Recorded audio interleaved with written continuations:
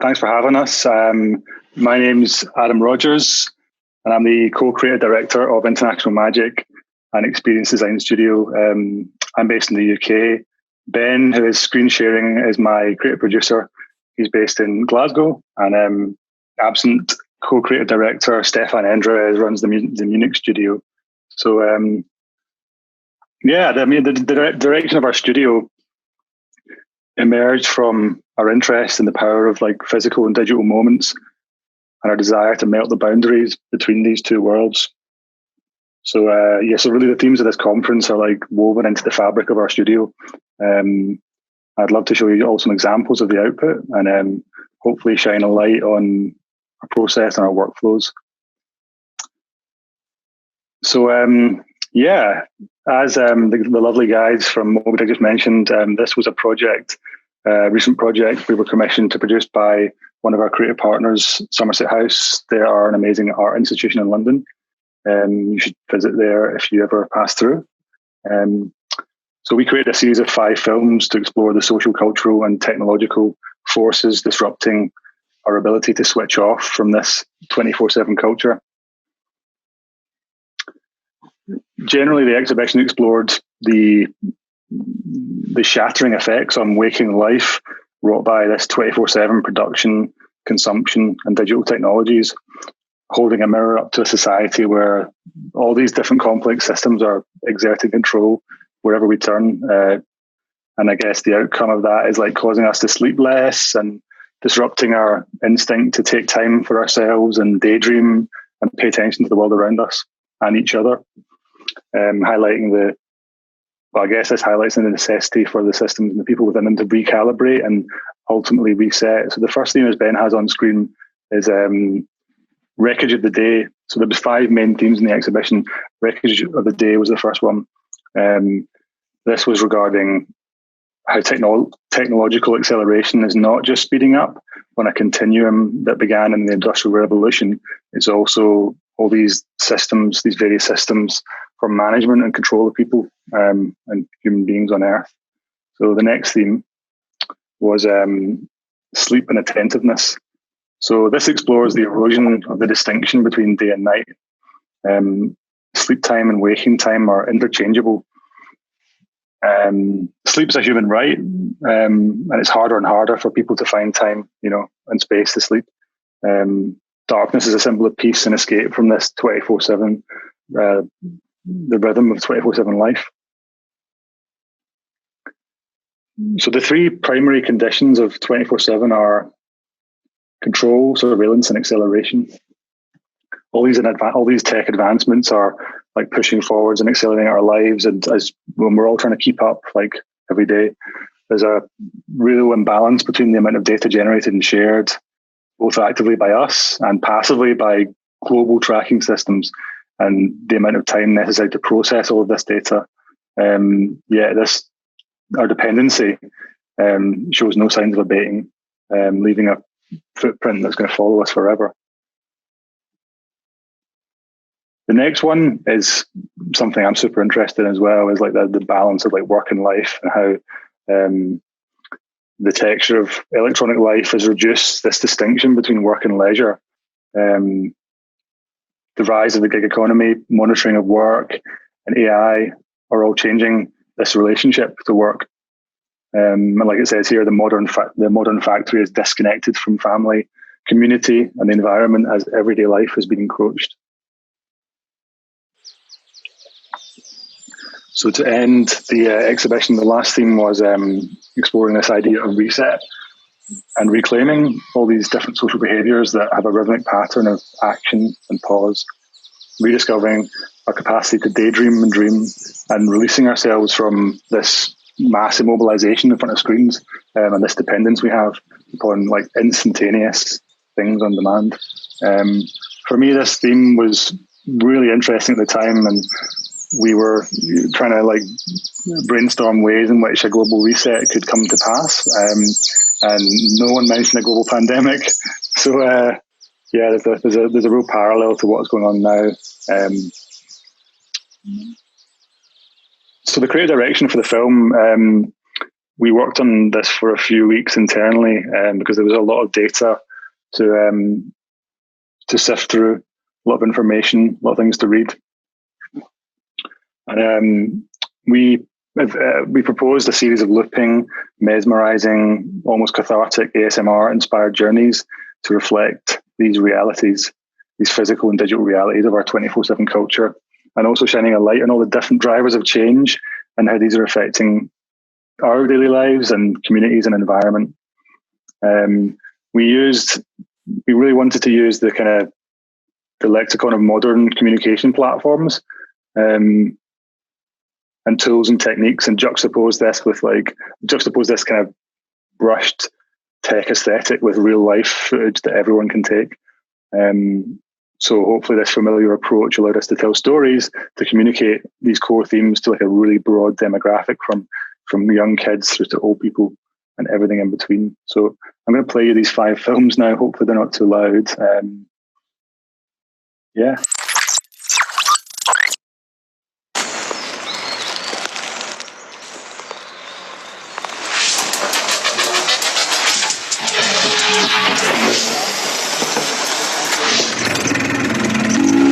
It's not an illusion. Time is moving faster.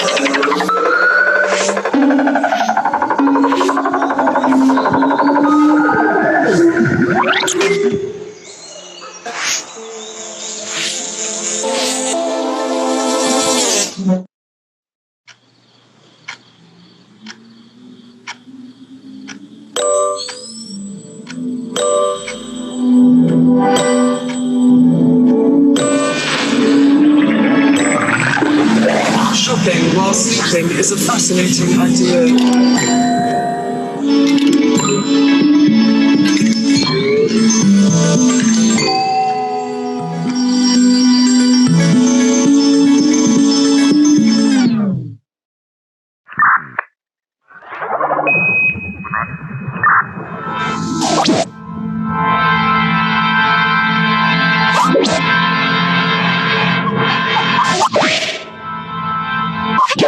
I miss my pre-internet brain.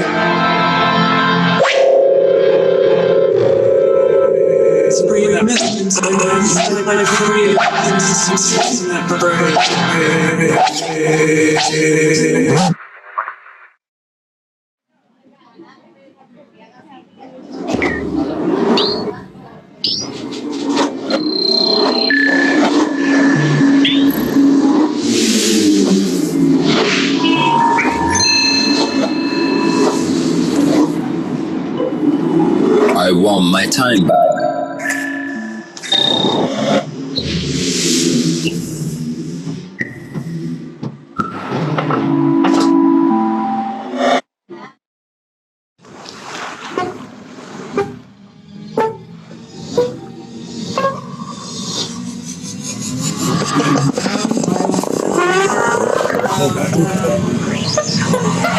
Everybody owns the future.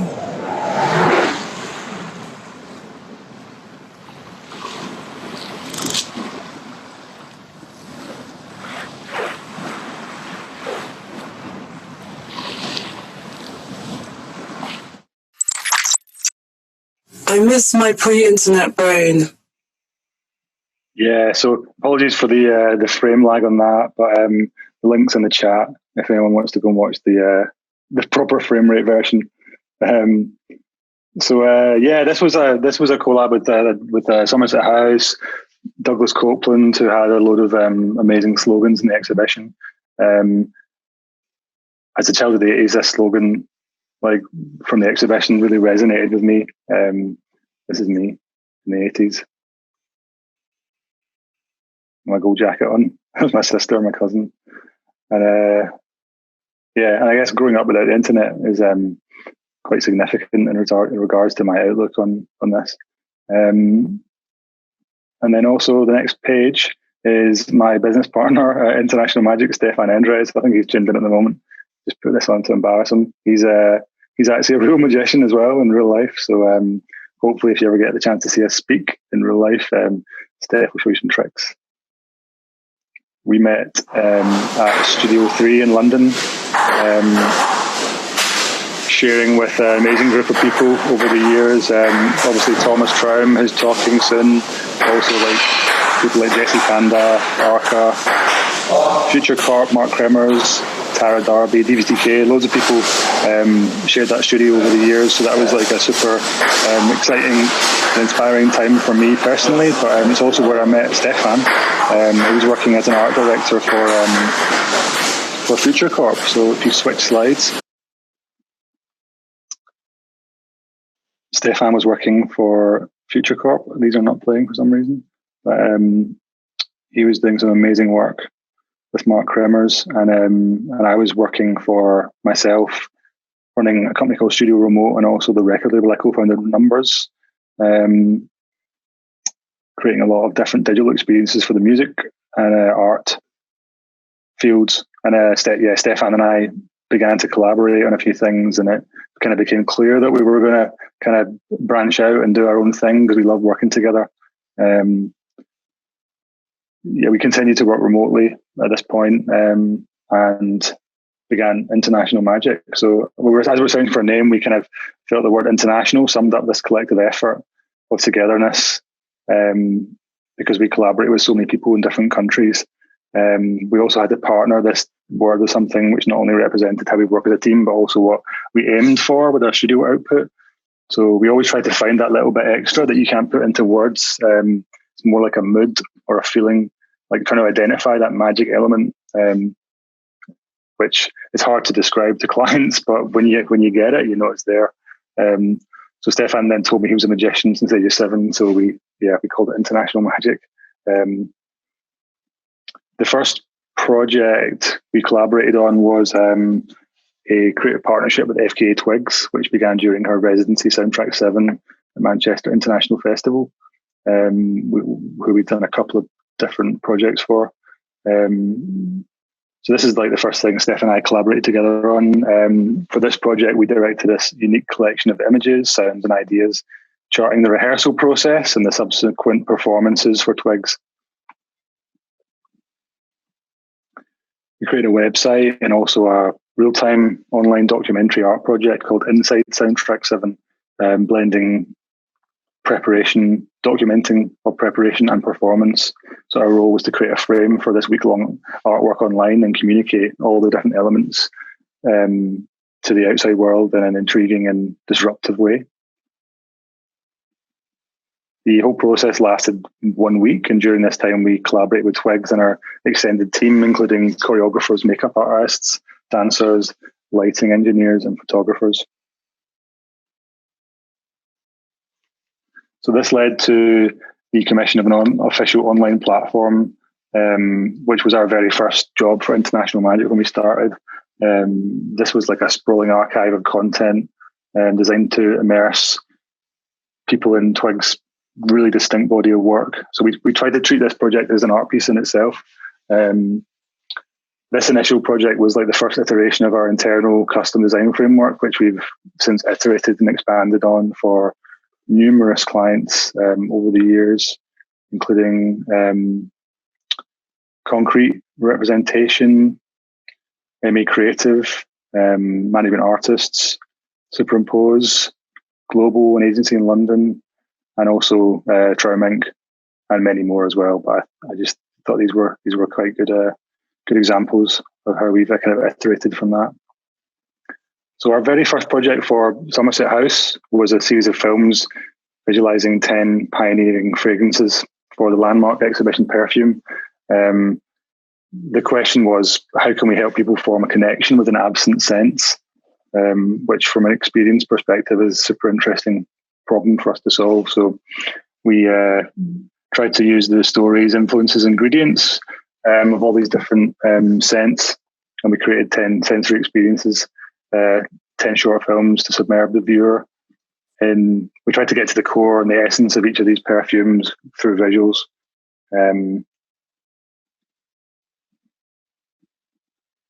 So during the exhibition, we also broadcast an ever-changing live stream from Somerset House.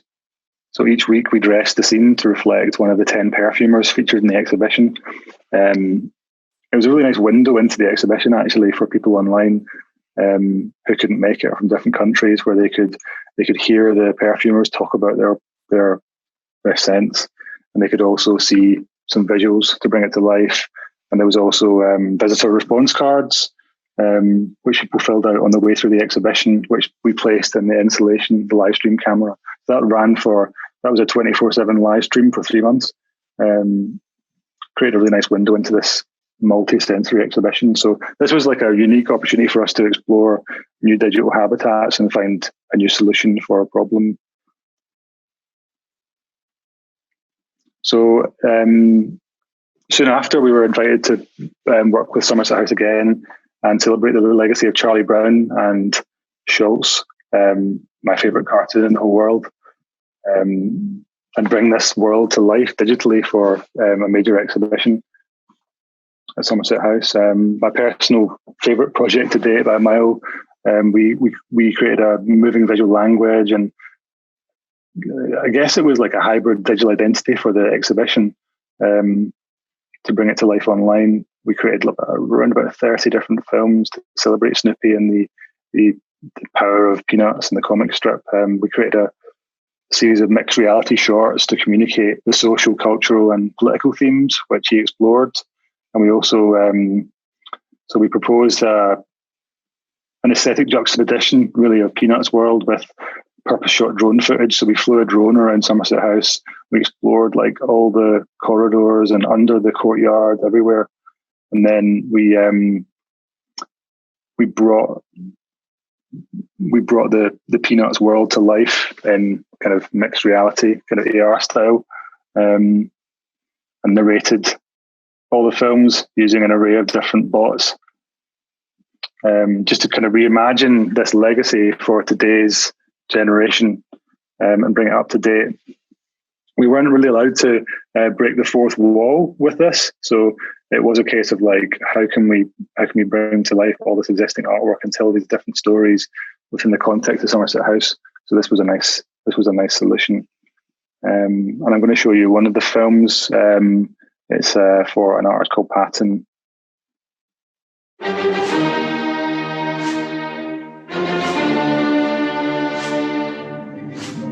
Patton is a London-based project renowned for their high-tech immersive AV shows and multi-platform approach. Patton is drawn to Peanuts as they see both Schultz's life and cartoons dynamically interrogating the past and present. Their work for the exhibition places a 3D rendered Charlie Brown figure under various material distortions and stresses, visibly pushing at the edges of his framework, nudging at his limits. While subtitles and narration with sampled text from Peanuts strips are interspersed with writing from philosophy, science and critical theory, a digitally altered, vastly slowed down Linus and Lucy theme becomes a glistening ambient soundtrack to the constantly shifting form.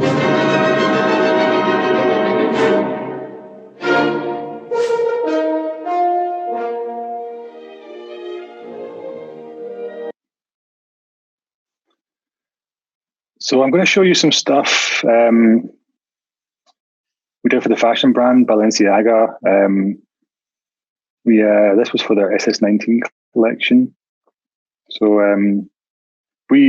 as a studio, we try to experiment a lot with new tech, and I think this was back in like mid 2018 or something. And we kind of began to flirt with machine learning a little bit, and we're really intrigued with the progressive growing of GANs, and like training data sets and that sort of stuff. So for Balenciaga, we trained an AI to dream latent space visualizations between each of these real collection images, kind of moving from real image to real image, but exploring the space in between. I guess the goal was to create a new aesthetic and a really memorable campaign. I'm going to flick through some stills just now. So it was a really arduous process, actually. We had to kind of tweak the data set to try and sculpt the aesthetic of the imagery, but we ended up with some really nice stills. I guess this tech was in its infancy back then and required like an enormous amount of computing power. It was like super frustrating, but ultimately rewarding when you feel like you're helping the machine make decisions by itself, and you're kind of creating this iterative process between between yourself and the machine. I mean, nowadays there's tools like Runway ML and stuff to make this process much quicker, StyleGAN2 and stuff. But there's like loads of incredible artists and engineers like pushing this tech forward into new territories. So this was our little exploration into that realm. I mean, yeah, from our perspective, it was just a nice opportunity to collaborate with a machine almost and attempt to try and sculpt some aesthetic results to communicate a nice mood and a feeling. So yeah, moving on to our work in fashion, the fashion world, extended fashion world. This is O32C. It's a printed magazine apparel brand based in Berlin. So these guys are like great curators, also creators of kind of cutting edge art, culture, and fashion. At the time, they were beginning to formulate this this theory called the Big Flat Now, which was essentially flattening all the categories. There's a quote coming in a minute. But yeah, we ended up creating this really flexible design system and an editorial experience which celebrates scrolling and an integrated shop as well. So yeah. We regret to inform you that there is no future, nor is there a past. Music, art, technology, pop culture, and fashion have evaporated as well. There is only one thing left, the Big Flat Now.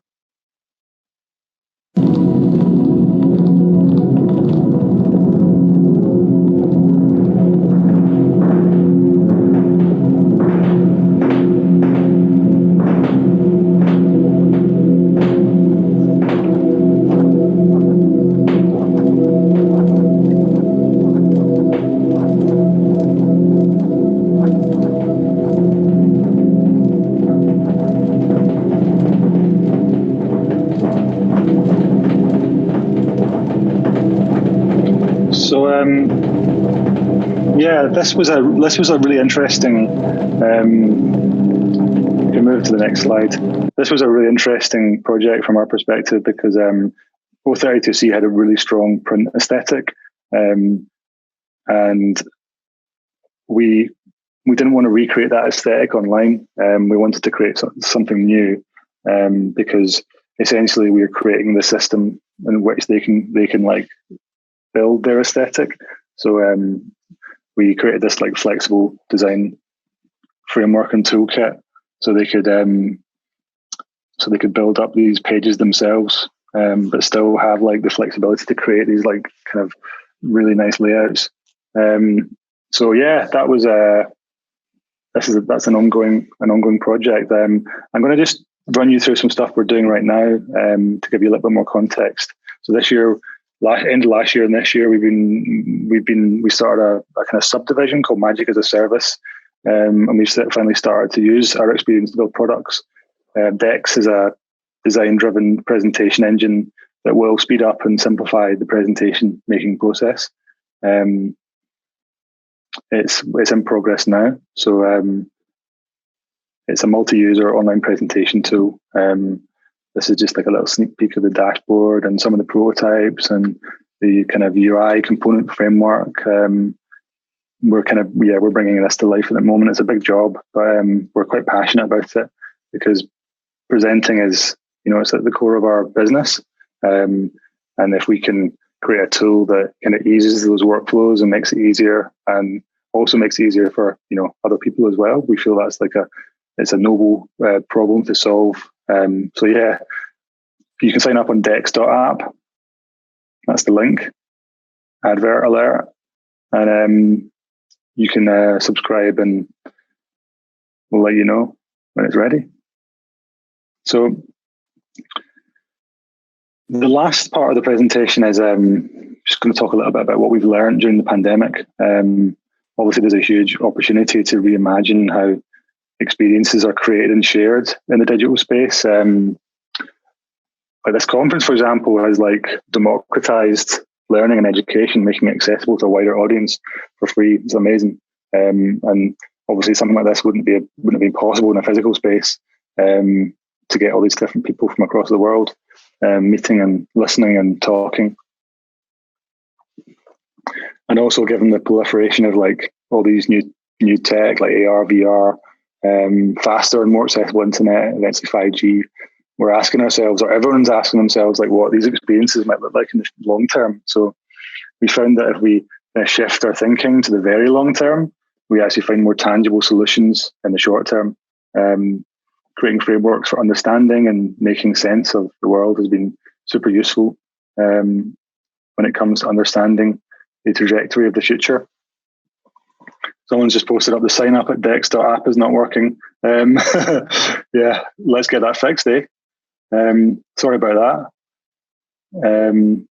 So, yeah, right now we're currently undertaking like a research project to reimagine digital experiences for this new era, this next normal. A few of the insights we've had are like, it's quite hard to describe the drivers of change without talking about them all at once. And the days of like static insight reports are kind of over as the world's moving so fast. So we're in the process of creating this framework to aid with this process. This is actually a collaborative project we're building for a brand, and we're collaborating on it with our friend Marvin Lau in Toronto, who I think is tuned in. So hi Marv, love you, man. And then yeah, I'm going to run you through quickly. Like this is super work in progress, but it might give you an insight into like kind of where we're at the moment in terms of like experience design. So this is what we call the spectrum of immersion, like where all the experiences fall within the spectrum of the physical world and digital world, from like theatrical reality through to physical reality, AR, VR, and cinematic reality and extended reality. We find it super useful to try and like define where an event or a experience sits within the spectrum to help us contextualize these experiences. And then on to like the scale of accessibility. So when we're dealing with constraints like social distancing, economic limitations, and just generally the disdain for like non-essential expenditures, accessibility is like become a really important guiding design principle. So designing experiences that can be scaled down to their most simple structures will become a necessary approach. This is called the immersive path funnel. This kind of follows the experience path until you kind of get focused to the point of immersion. And also, you know, you have to consider emotions, all the different kind of combinations of emotions. This can give us like a real kind of hone in on like which direction to take a project, if you can hone into the emotions and also the sensations as well. Adding a value to each of these senses gives us like a clear visual evaluation of like what type of experience it is. And then this is like what we call the sphere of experiential perception. A catchy name. This is like a sphere that maps out different types of experiential perceptions. That's just like a experiential workflow, like an overview of all the different tools together. And then there's like a expanding hemisphere of normality. So this is like an overview of all the tools and how they can work together. So yeah, like I guess this is super work in progress, but like generally like tools at their core are designed to make our work and lives easier. So if we can master these new tools or create workflows, we can optimize our time, then I think we can achieve like a healthier balance between the time we spend working and offline. So part of the reason we create these frameworks of understanding is to try and simplify things and simplify the kind of complex world around us. This helps us to get to the core of the problem quicker and also be more rational or objective when it comes to assessing our ideas and discussing them.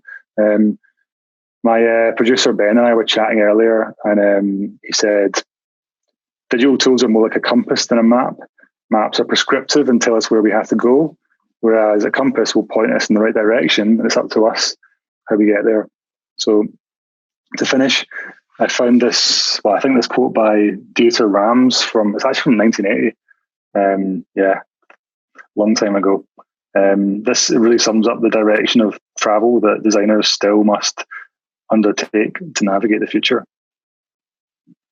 Good designers must always be avant-gardists, always one step ahead of the times.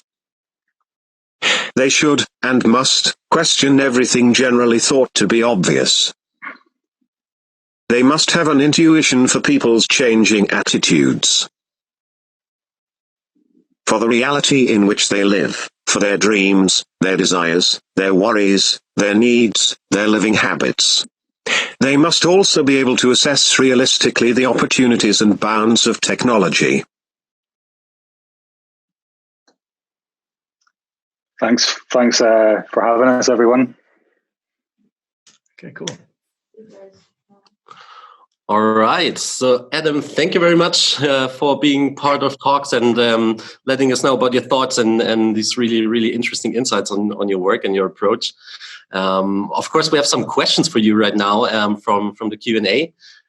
So, Miriam wants to know, first of all, thanks so much for the talk. Would you like to comment on university and the gap between studying and work?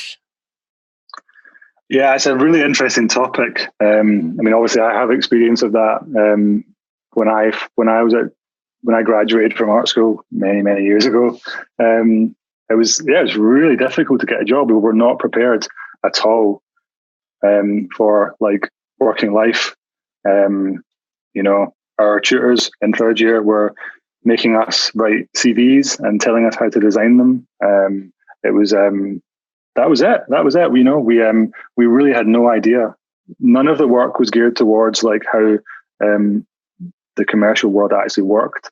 So I guess like my advice would be to be really proactive, like learn as many tools and as many, you know, have as much at your disposal as possible.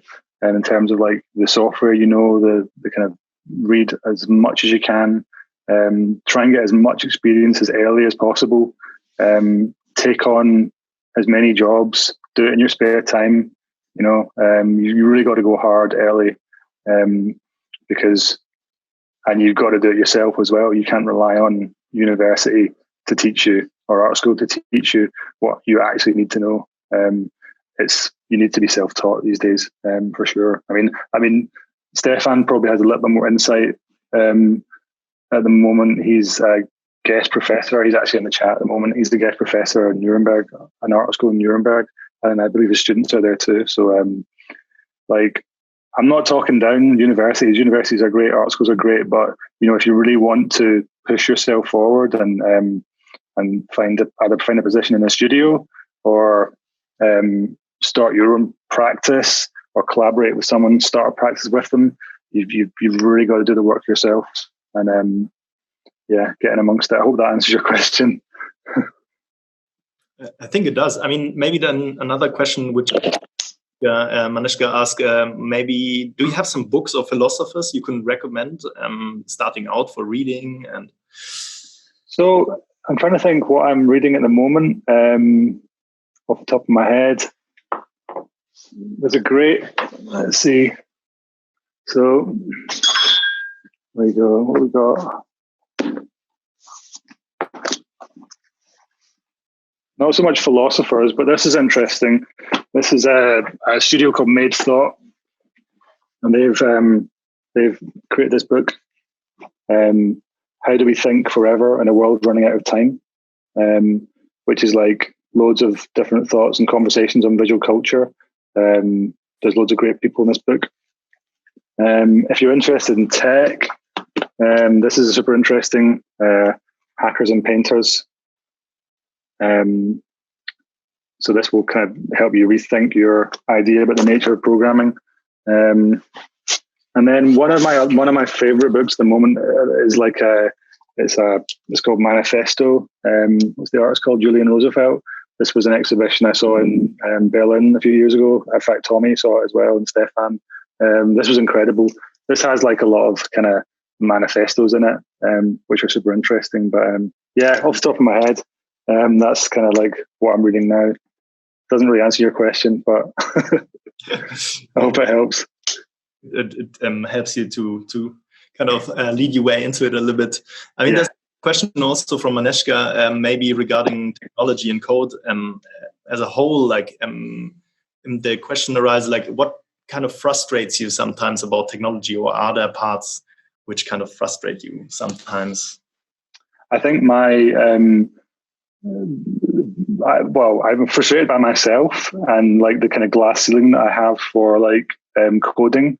There's definitely like a glass ceiling that I have. I mean, that's why I work with other developers. I love to code, but you know, it does get quite frustrating when I'm trying to create my own tool or like build something and I get to the ceiling, and I need someone else to kind of work through the idea in my head. You know, YouTube's great for all that sort of stuff, tutorials and like learning. But if you can find like a mentor to like someone who has time, maybe you can like skill swap. That's like one way to kind of ease the frustration as well. You know, I know Tommy likes to work with like a development mentor because he loves coding, and then this mentor kind of helps him make sense and eases the frustration. Yes, well, I mean, that's also a little bit the problem with the self-taught theme, right? I mean, you learn everything online, but on the other hand, sometimes you hit that ceiling. And then I think it's the most important thing is really to have a platform or people you can talk to and try to reach out also, I think, to people. And in my opinion, or in my experience, really, people really like to help also on the internet. That's it. They do.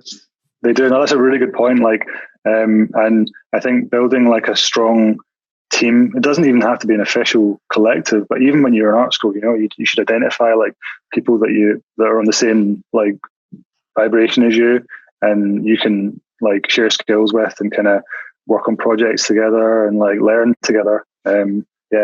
Definitely a network. That's it. Yeah, super nice. I mean, maybe ultimately, do you have anything you want to share with the audience or thoughts about the future you want to put out there? I guess like try and just have a balance, you know. Try and not work too much. It's an easy trap to fall into, you know, when you have this drive to kind of create and like be better at stuff. But it's like also quite easy to burn out. So you just got to look after yourself and look after the people you're working with. I mean, I can't think of anything else at the moment. But makes sense. I think also the times now kind of helped us to realize that a little bit better when you're kind of at home all the time and think about and reflect, you know. So, it's also about understanding like other people's perspectives as well. I think it's going to be one of the main skills of the future is being able to empathize with like how other people are feeling and how other people see the world and how other people approach subjects. And you know, there's not enough of that at the moment. So if everyone can work towards that, I think that's something good. Yeah, and also I think like in the industry, it's quite the opposite, which is sometimes advertised. So I think it's really helpful that coming from you, just saying like, hey, relax also sometimes and keep it slow. Yeah. Someone was asking about the title for the first book. Shall I just drop them in the chat? Oh yeah, you've done it, made thought. Yeah, and then the hackers and painters. Cool. So Adam, thank you very much for being part of Talks. Thank you for your presentation and your words. Thank you again for being a part of this. No worries. Thanks for having me. That was really fun. Cool. Enjoy the rest of the talk, guys.